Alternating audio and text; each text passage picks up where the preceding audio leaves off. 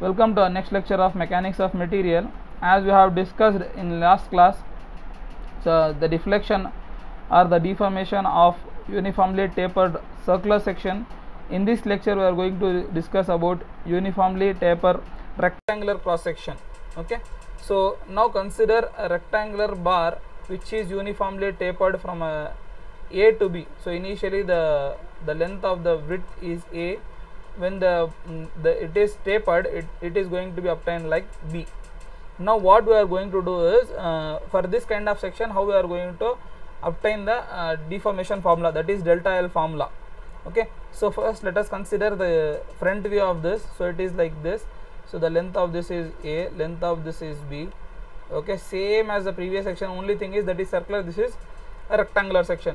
P is the load, E is the Young's modulus, and this T is thickness of this rod. So it is uniform overall, everywhere it is T itself, everywhere it is T itself, thickness is fixed. Okay, so we are considering this as T. Clear? So A is the width bigger, B is the width. Now consider a small element which is a dx, which is at a distance of x from A. Considered same as previous section. Now the area of the section at that point is nothing but what will be the area. So how to identify that area? To identify that area, first of all we have to identify the width of this, because area of this section is nothing but width into thickness, width into thickness. First we have to identify the width. I can able to show you here also. So if I are considering an element here, so this should be known, this should be known, then only we can able to identify the area. Correct? So what is the width of, what is the length of that is, we can able to identify the width of XX section as same as previous section, that is total height, highest height minus unit length, that is A minus B by L into X, A minus B by L into X. Why it is X? Because it is located at a distance of X. This is for unit length, this is to watt length. So once you find the width of the section, this is your width. Okay, now you multiply with thickness. So multiply with thickness K. Now here also A minus B by L we are considering as K. A minus B we are considering as K. So again find the stress. What is stress? Load upon area. P by A minus K into T. K minus X, A minus Kx into T. What is strain? Delta L by L or stress by E.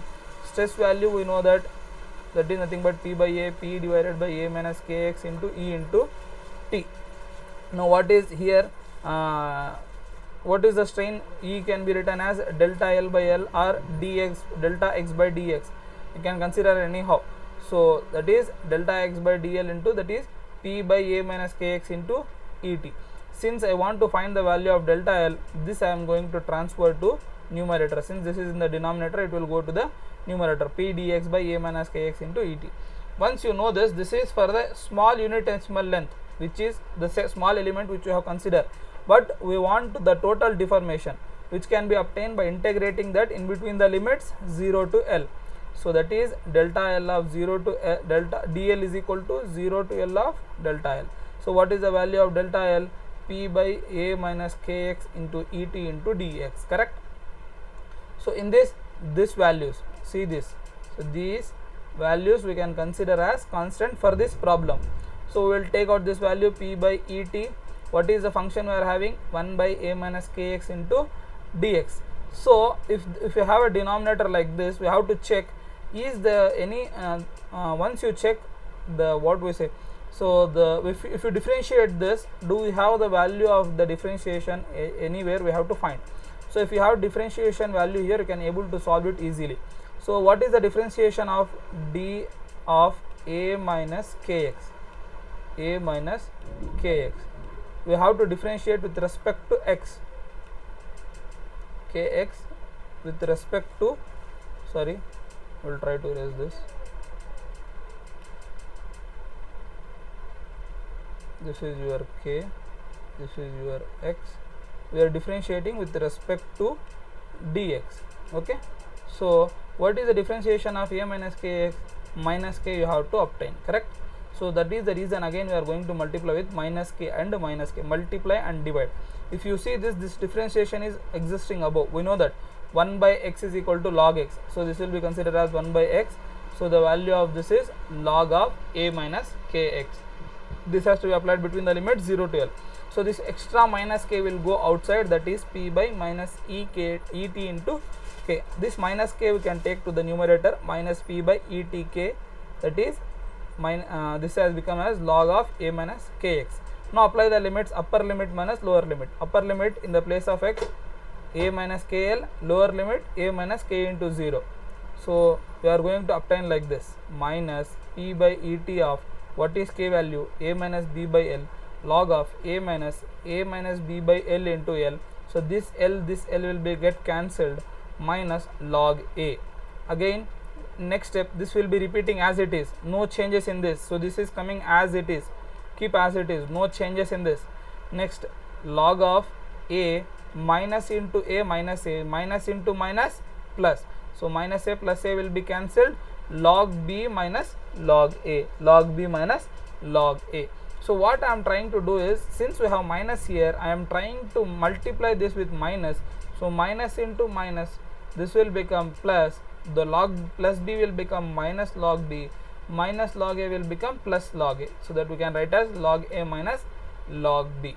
Next, the denominator minus the L will go to the numerator, then the denominator L will go to the numerator, that is PL by ET of a minus b. Okay, since we know the formula, log of a minus log b is equal to log a by b, we just substitute that. This is the final formula for rectangular section. So we will have some certain deformation formulas. Uniform section deformation, delta L is equal to PL by AE. For round taper section it is 4PL by pi E d1 d2, but whereas for rectangular section DL is equal to PL by ET a minus b into log of a by b. You have to remember these formulas. Basing on this, we will see one problem. So problem on rectangular taper section. So the extension in the rectangular steel bar of length 400 mm and thickness 10 mm is found to be 0.2 mm. The extension they have given, delta L they have given.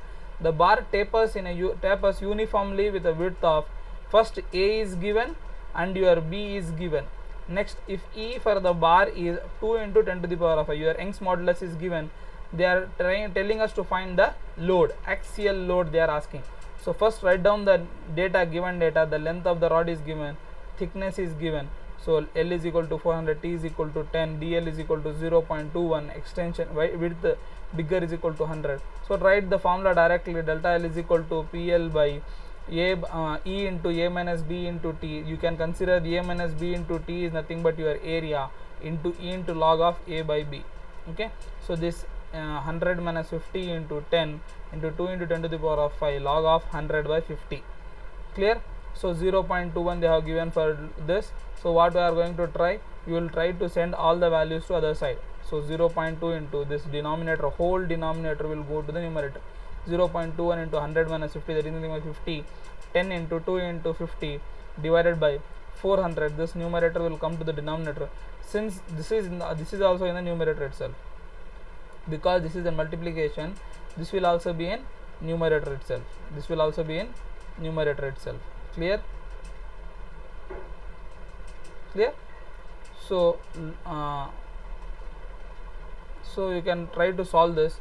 So 0.21 into 100 into 550, 10 into 2 into 10 to the power of 500, 400 into log 2. So whenever you are using log 2 in calculator, log 2 should be taken as ln, because the log 2 which we generally take is nothing but for log to the base 10.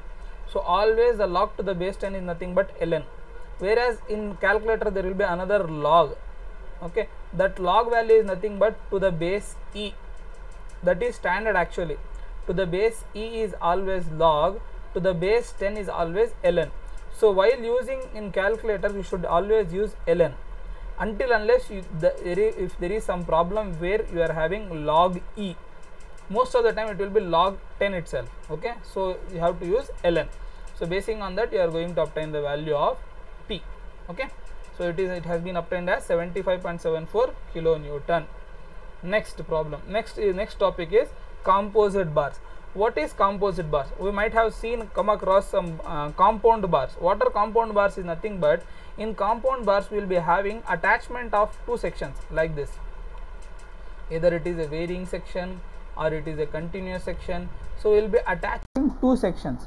So in this, what we have done is the loads will be distributed and delta L will be equal to so how much this is extending, this will going to reduce.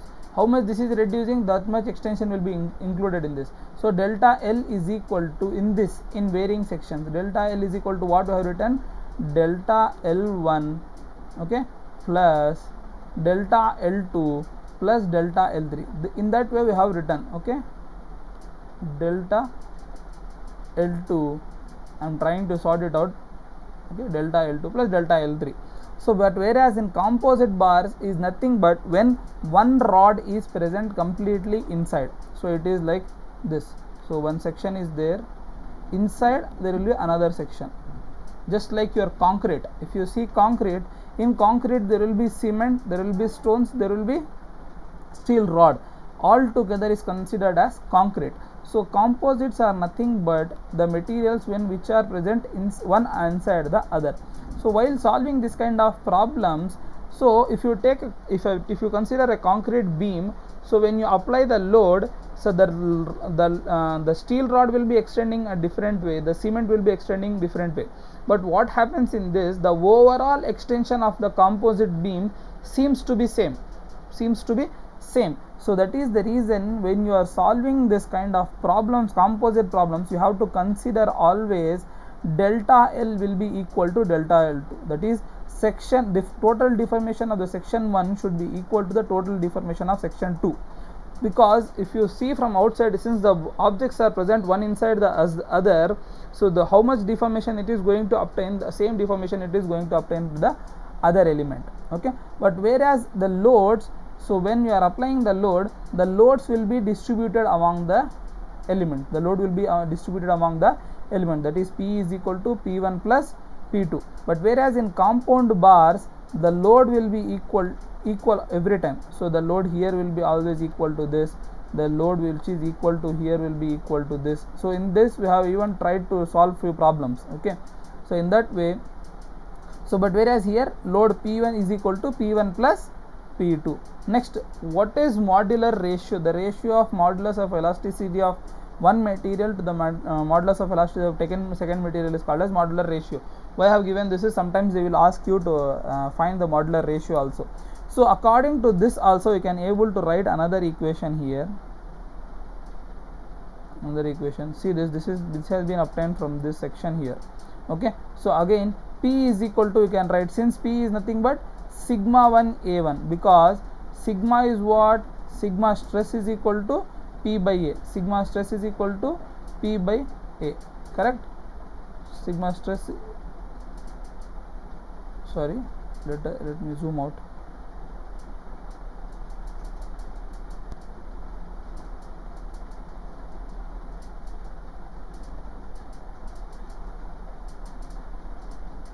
So sigma is equal to P by A. So P is equal to sigma 1 into A1 plus sigma 2 into A2. Sigma 1 is the stress of the material, sigma 2 is stress of the second material. Correct? So in this way we can able to find. Let us try to solve one problem basing on the composite materials, then we can able to stop here.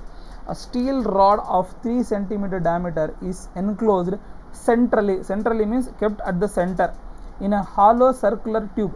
So it is like a tube. One is tube. Tube is nothing but your pipeline. You can take pipeline is having a small thickness, that is your tube. But whereas the rod means which is made of solid material. Okay. So diameter of 5 cm, internal diameter of 4 cm. The composite bar is subjected to an axial pull. Load is applied. Axial pull means extension or tension of 45,000 newtons. If the length of the each bar is equal to 15 cm, determine stress in the rod and the tube, load carried by the each section. So first write down the data. Steel rod diameter 3 cm, 1 cm is equal to 10 mm, so 30 mm. Area of the steel rod is equal to 706. Next, hollow circular tube. So it will be appeared like this. If you see the top section, so this is your tube, copper tube. This outside is your copper tube, which is having material only in the cross section where I have drawn sections. In that there will be material. This is your steel rod. Okay. So hollow section, we know that for a tube the diameter, the area will be equal to pi by 4 outer diameter minus inner diameter. Outer diameter is 50 square minus 40 square. So we are going to calculate the area as 706.86. Next, the length of the sections have been given as equal. So the here you can able to find that the length of each bar is 15 centimeter. Both lengths are same, 15 centimeter, 15 centimeter. Load applied is 45,000. Since in composite bars we know one that is nothing but one rule we know, load applied will be equally distributed to P1 and P2, that is 45,000 is distributed to steel and copper, and second condition in composite bars is nothing but extension of steel is equal to extension of copper. Both the extension should be equal, that is delta L of steel is equal to delta L of copper, and we know the formula for delta L, that is PL by AE. When it is steel we will write as P steel, length of steel, area of steel, Young's modulus of steel. When it is copper we will write P copper, L copper, A copper, E copper. Clear? So PS into length is 150, AS is 706.86 which you have obtained previously. Young's modulus is given, that is 2.1 into 10 to the power of 5. PC is equal to 150. Area we have calculated 706.86. 1.1 into 10 to the power of 5 for copper. Young's modulus is given in the question. So basing on that you will solve this. We are going to this 150 cancel, 706 cancel, 10 to the power of 5, 10 to the power of 5 cancel, that is PS by 21 is left out, PC by 1.1 is left out. So PS is equal to, so this 2.1 will go on the upper side, 2.1 by 1.1 into PC, so that is PS is equal to 1.9 of PC. So take this and substitute in the equation 1, that is 45,000 is equal to PS plus PC. So in the place of PS what we can write, 1.9 PC. I am writing 1.9 PC. Among this what is constant, PC is common. So I will take PC common, 1.9 is left here, I will write 1.9 here. Here nothing is left out, so we will write. Now you multiply, we will get back to the same equation. So 1.9 plus 1 is 2.9. So 45,000 is equal to 2.9 PC. PC is equal to, this will go to the denominator, so that you can find the calculation, that is 45,000 divided by 2.9, you will get the value as 15,463.92. okay. So once you get this value, multiply with 1.9, you are going to get the value of PS. Second question is solved. First question they are asking now, stress of the rod and the tube. So what is stress? Load upon area. So whatever the load you have find for steel, apply that load, find the area of steel, divide with the area, you will going to get the stress. Similarly stress in copper tube you are going to get the same way. So with this we can stop our section and we will going to see the next class. Other topics we are going to discuss in our